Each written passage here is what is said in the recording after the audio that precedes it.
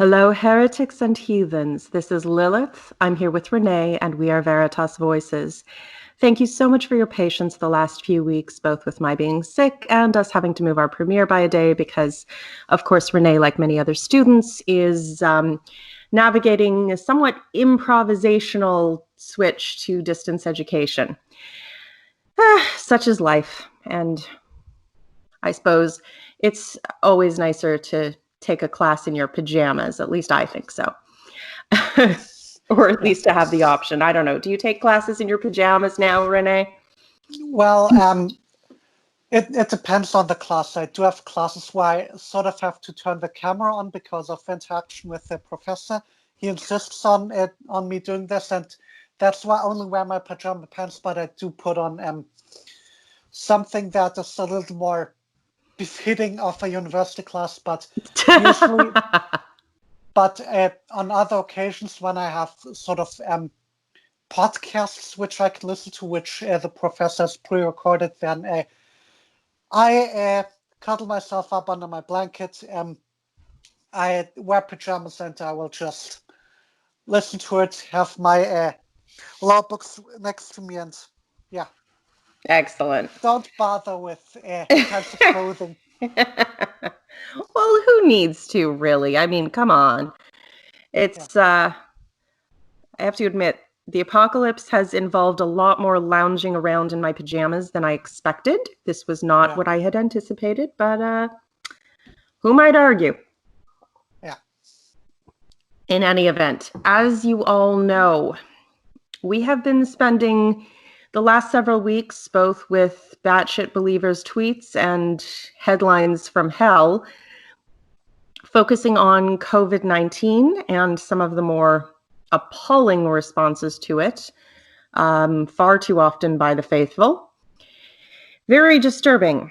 However, in fairness, I think we all need to talk about something else. And Renee came forward to say that he had finished a book he was reading on presuppositional apologetics because apparently he hates himself. Renee, you got to do something about that self-loathing. That's not healthy. And for whatever reason, he has undergone this horrific and cruel fate to save us all. So thank you, Renee. Truly a noble sacrifice. And I believe you volunteered to, shall we say, give a book report, if you want to pretend, on the what you found in this delightful collection of, we'll be generous and say, thoughts. Yeah. The book I have been reading for the last few months, I think I started in January, was Presuppositional Apologetics, stated and defended by Greg Bahnsen. I didn't read it in order to sort of punish myself or because I hate myself. I read it because I wanted, I often engage with presuppositionalists on Twitter, and I wanted to sort of see the academic side behind that brutal argument and where that comes from. And Greg Bahnsen was a professional philosopher. He had a PhD in philosophy, and I was thinking to myself, well, if there's anything that presuppositionalism has to offer, then it would probably come from that particular book. So I wanted to go into reading it with an open mind, and I wanted to see whether Greg Bahnsen had something to offer, something of value to offer, and he didn't. Long story short, he didn't. I'm shocked. Shocked, I say. This is my shocked voice. I am so shocked. Yeah, presuppositionalism has always struck me as an excessively dishonest perspective because let's face it, you're trying to, it's circular reasoning writ large. My position is right because it's right because you know it's right, so shut up, is what it essentially boils down to. There's lots of attempts to throw in grand philosophical, smoke and mirrors around it, but really it's attempting to define God into existence, and that's not how real things work. Yeah. You can reality is the final arbiter of reality, not what you deem necessary based on your current philosophical views. Yeah, and what I have found also with presuppositionists in general, but also something that was kind of admitted to by Bunsen, was that sort of the argument centers around the work of the Holy Spirit having been fulfilled in you.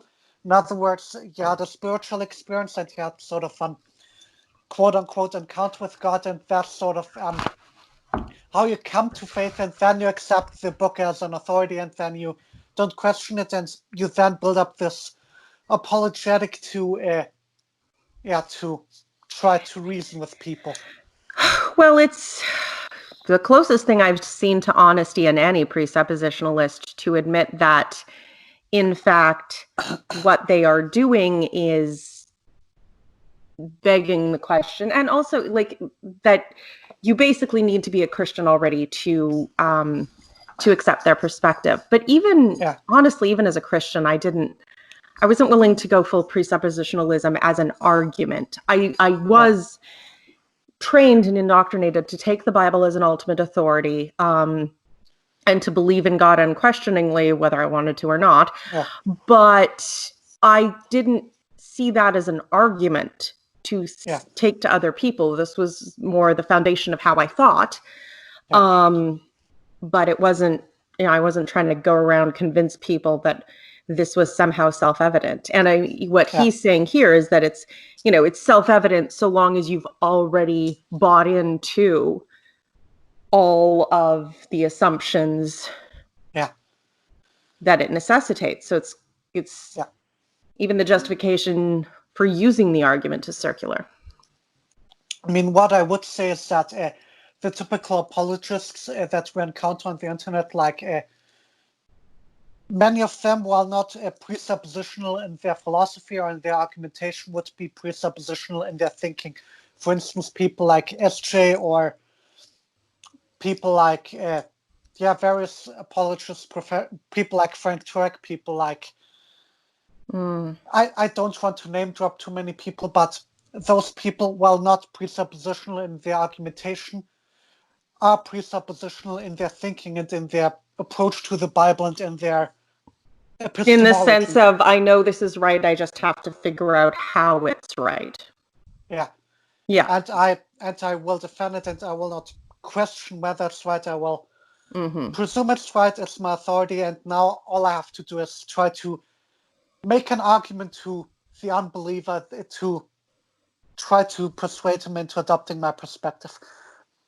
Yeah. But I admit, though, that, like, for myself, I actually found it a bit surprising, looking, even at the time, when I realized that I wasn't actually capable at that point of questioning the existence of God, really. Like, I could say I was questioning it. I could think about maybe hypothetically if this wasn't true, but I couldn't really, something in my mind was completely incapable of considering that as a serious possibility. And that is not a matter of ontological knowledge. It's a matter of psychological conditioning. And it's actually dreadful. It's a terrible epistemology to put yourself in a position where you're unable to consider that any perspective might be incorrect, because it's, even if you're right, you'd never know it. But it's, I guess this book has the virtue of being at least honest about that much. So congratulations on that. What was the author's name again? Greg Bunsen. Yes, Greg Bunsen. Good job. Anyways, I think that now that I've read the book, and now that we've sort of given our opinion on presuppositionalism, I think what we should discuss is the question of why is presuppositionalism wrong, and what are our objections to the approach and to their argumentation. Besides just the general wild dishonesty? Well, okay. You are the well, I won't say the expert, but you're the one who has been delving into this most recently. And I guess we're going to have to get over saying the name Cy ten Bruggen, Kate, because as we all know, he's one of the most obnoxious people on the internet to trot this out as though it were some kind of magic bullet. And he's an incredibly arrogant individual. I'm not sure whether he's managed to delude himself that much or whether he's just a narcissist or what the deal is, but he's an asshole. Yeah. So I don't really have learned a great deal about how to refute presuppositionalism, or I haven't gathered any new thoughts on presuppositionalism and why I do think that it's wrong. But one objection which I frequently make is when they sort of ask me to account for logic or to account for reasoning or to account for the uniformity of nature, what they are asking me, in a sense, is that I have to account for my basic assumptions and my axioms. Mm-hmm. But at the same time, they're using God as their axiom to account for these things. They're asking me to account for my axioms.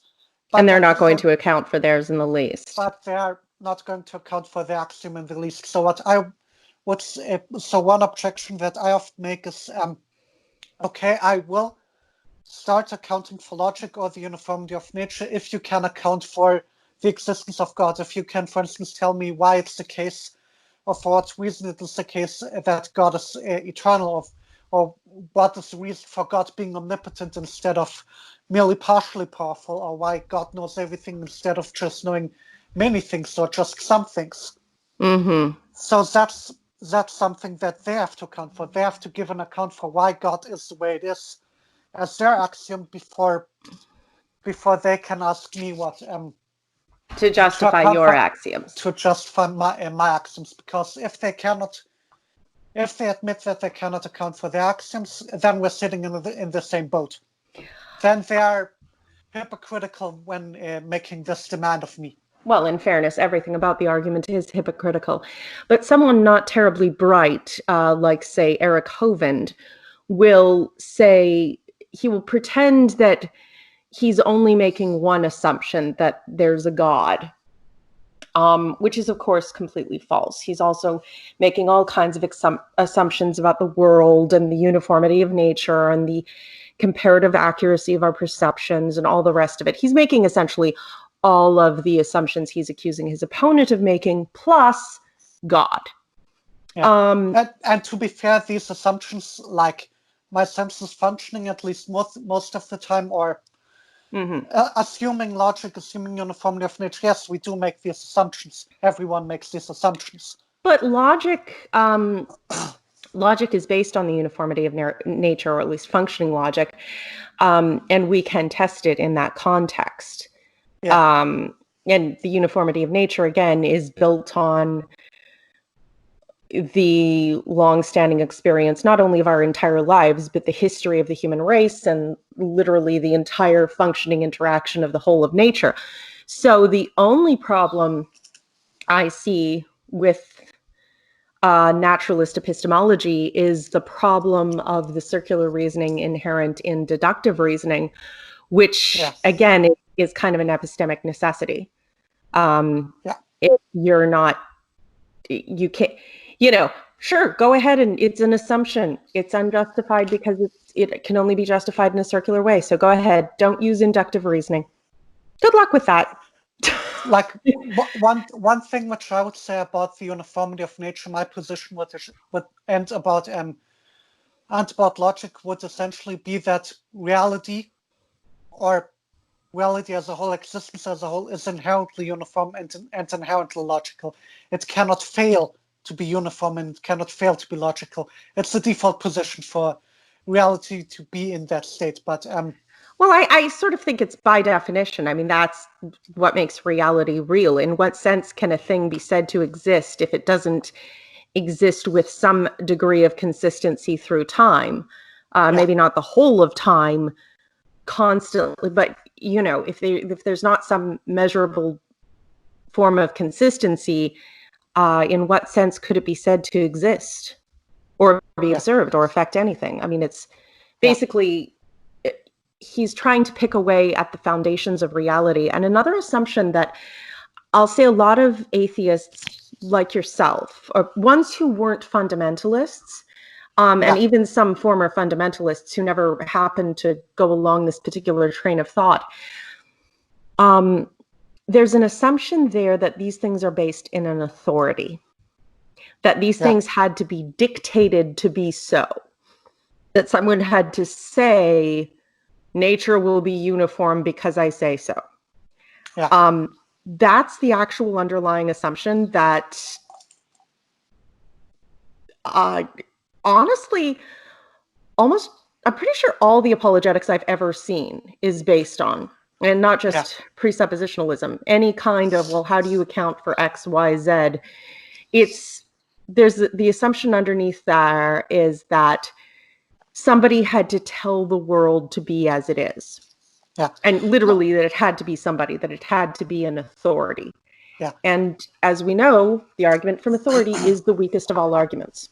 And one thing which I also do want to say, because of the axiomatic thing, is they also have to assume that God has a certain nature. For instance, one thing which I've heard on a video about presuppositionalism is that they sort of, ironically, Christians will say that we are stealing from their worldview, or we are borrowing from their worldview.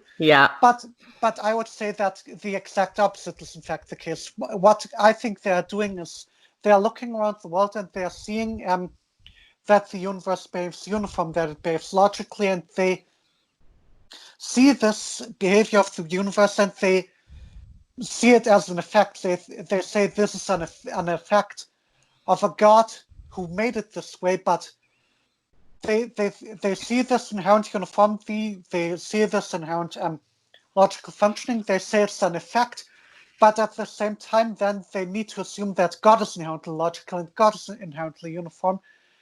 Well, they are sort of... Except when he doesn't need to be to show his supremacy because their argument got stuck. They see this sort of inherent feature of the world, say it's an effect, and then assume that an inherent authority made it this effect. This commits the fallacy of the stolen concept.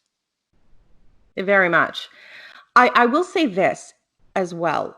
All forms of apologetics that I've encountered, even the more honest ones, the more educated, intelligent, reasonable people, when they make arguments about God nowadays, they will make that connection that God is the cause of, nature and the beauty of nature. And they're not necessarily all being, ontological, dishonest hacks and jackasses. You talk to someone like Francis Collins, a brilliant evolutionary biologist and very C.S. Lewis style Christian.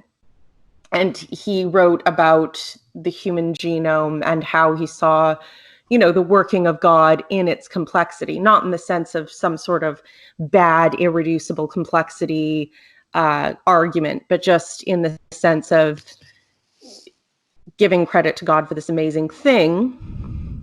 And that's how he sees it. And that is how he sees it, I have no doubt.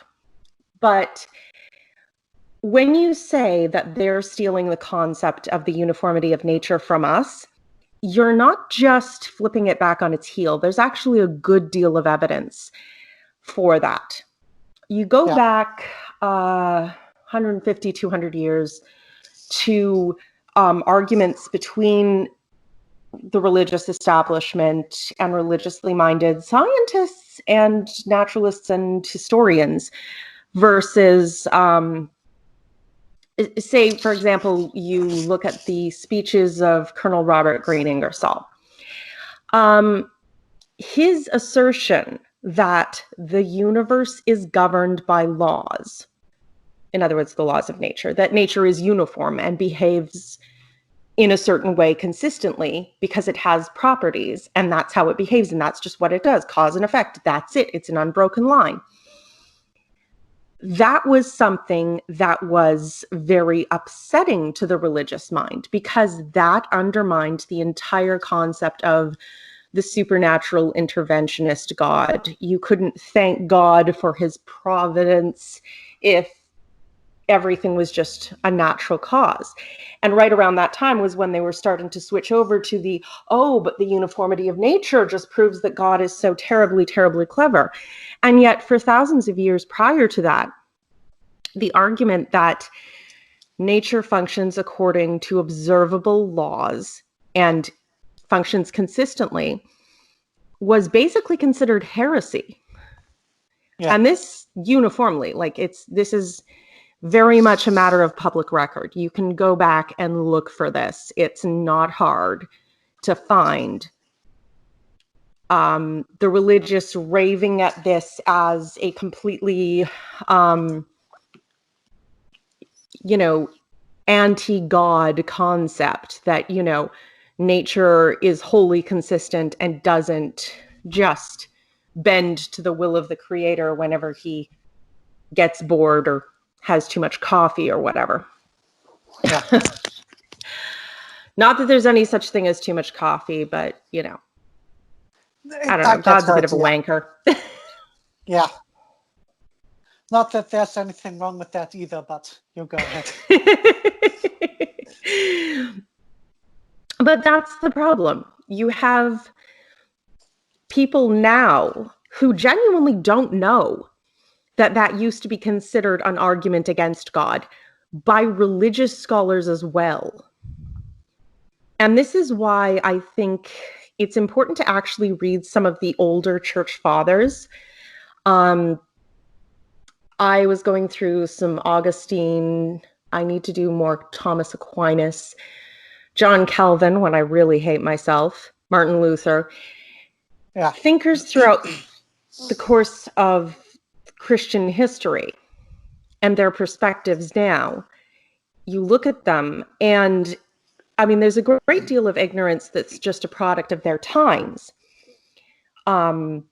Which, fair enough. I don't blame them for not necessarily knowing what we know. They didn't have the Hubble telescope. But at the same time, a lot of the conclusions that they reached based on complete ignorance are still being used as foundational doctrines in Christianity today.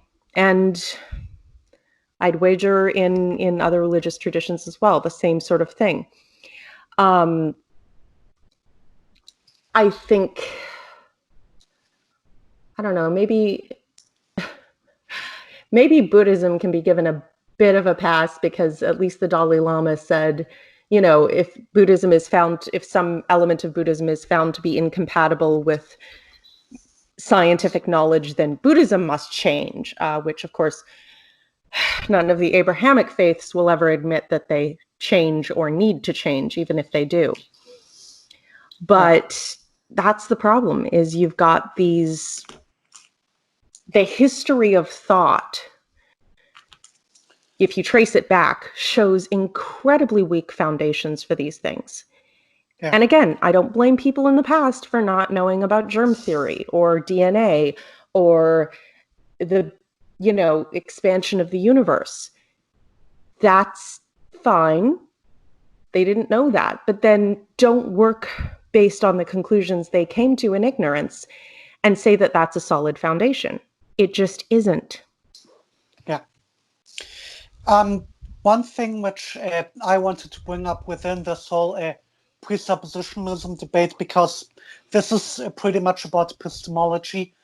I presume you are familiar with the Münchhausen trilemma, or Munchausen trilemma. I don't know how you pronounce it.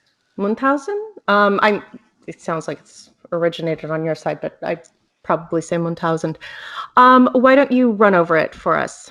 Okay. I don't actually remember. It's a sort of trilemma within epistemology where you ask, well, how do you know that? How do you know that? How do you know that? How do you know that? And pretty much there's three solutions where you can up with answering the question of how you know X. One solution the three solutions are infinitism, coherentism, and foundationalism, and each of these solutions are riddled with problems. Infinite. Just on first glance, I'd say coherentism is probably the most practical, but please go ahead. Well, infinitism would be that that in this chain of how do you know, it where it ends is it doesn't end at all. It continues until infinity, and the problem with holding to infinitism, which I'm not aware of any person who does hold to infinitism, but if you hold to infinitism, then pretty much the chain doesn't end, and you have no accounting starting point, and that way ultimately nothing is accounted for, and ultimately then you end up with no explanation and no account at all. Well, I think that's a bit of a reduction ad absurdum in terms of real. I think, well, in that case, at some point, you just reach a point where you're like, oh, shut up and eat your toast. You know, like you just can't. I've gone 300 steps down here. Just move on. The other thing would be coherentism. Coherentism is where you say, well, X accounts for Y and or A accounts for B, B accounts for C, C accounts for D, and then how do you formulate it? So that thing accounts for this thing. That's okay. I try to. Is it kind of interlocking circular reasoning where it's like A accounts for B, B accounts for C, C accounts for D, D accounts for A? Yeah, but exactly. That's how it works. Yeah. So A accounts for B, B accounts for C, C accounts for D, and D accounts for A. Like ultimately, then you say that you go in a circle, and it ultimately accounts for. At one point, you find that a thing that is accounted for by B and by C and by D and by so on is accounts ultimately for the first one that accounts, and it's circular. That's the problem with coherentism, is that ultimately it's circular. Okay. And then there's foundationalism, where A accounts for B, B account or D is accounted for by C, C is accounted for by B, B is accounted for by A, and A is just our starting point. A is where we start. A is not accounted for, and A is just our basic assumption at the foundation of it. That's where we start, and from this flows, and from these basic assumptions flows all our knowledge. And that's, I think, the basis of the assumption of authority for apologists, although they take it not as we have to find some foundational, point to stand on, but as it has to be a stated authority, which is weird. And the problem with foundationalism, of course, is the rough problem. You could, in theory, have basic assumptions from which your knowledge flows, which are false and which have nothing to do with reality, and you wouldn't know it. You could be completely detached. Like Christianity. Yeah, like Christianity. And the sort of the epistemological approach that I would take would probably be a mixture between foundationalism and coherentism. But I would definitely have my starting assumptions. Yeah. I agree that it is important to make no more starting assumptions than is necessary. Functionally, you don't want to put a lot of assumptions. I think, I've talked about inductive reasoning. Do we really have any alternative? We're literally sitting in this world from the moment we're born. We observe cause and effect, and that's literally how we learn to interact with our world. So cause and effect is, well, I don't really see that there's any way to not rely on cause and effect at all, functionally. Yeah. And it does work coherently with other things. And that's, the limit of our knowledge is where we don't quite understand how it works together, but it's not a matter of just, I look back at religious reasoning. And I see that God was the excuse for everything and the reason for nothing. He never had any explanatory power. He was just the thing you'd shove in so that you felt secure. Yeah. It was like training wheels, but they weren't really there. But you thought they were there, so you felt better. Yeah, and that's also something that I've had discussions with a lot on Twitter. There was a guy whom I interacted with, and he said, well, that's not at all how explanations work. When I said that an explanation needs to explain something, there needs to be predictive power. It needs to have we need to have an active use for it. And then I was like, well, no, that's exactly how explanations work. If it has no That's literally the definition of explanations. If your explanation doesn't explain, it's not an explanation. Ha! This is the joy of Christian apologetics, denying axiomatic truths in order to define an unnecessary excuse into some sort of functional place in the argument. Yeah. But one final thing that I wanted to bring up about presuppositionalism, and I think that is actually sort of the final nail in the coffin, I think, for presuppositionalism for me, and also I think for many presuppositionalists, and many presuppositionists will probably be shocked when they hear this and will not believe what I'm about to say. But the biggest problem with the presuppositional argument for God is that it's not actually an argument for God. Is this in reference to the video you sent me earlier? Yeah, that's excellent. Exactly it. Okay, we're going to link that in the description below. Renee showed me a video that pretty much uses actually Cy ten Bruggenkate's own words to debunk the whole epistemology that he's using. But please, Renee, you found this gem. It is your privilege to explain it to us. So one thing which we're often challenged on by presuppositionalists is without God we cannot know everything, we cannot know anything, and we need God, the Christian God, to account for logic, for the uniformity of nature, and for these certain things. And what they're in that case arguing for is not the ontological existence for God. What they're arguing for is that God is epistemically necessary for us to have an account for these things. But what they would need to establish is that God need to actually exist in order for that this entity that accounts for these things need to exist and cannot just be fiction. Like one thing which I often challenge them on is I sort of say, well, they ask me how do I account for the laws of logic, and then I say, well, let's say that I account for the laws of logic via the concept of the Christian God as laid out within the Bible. Then they would be in a position where they need to argue that this concept needs to be actually real in order to account for these things.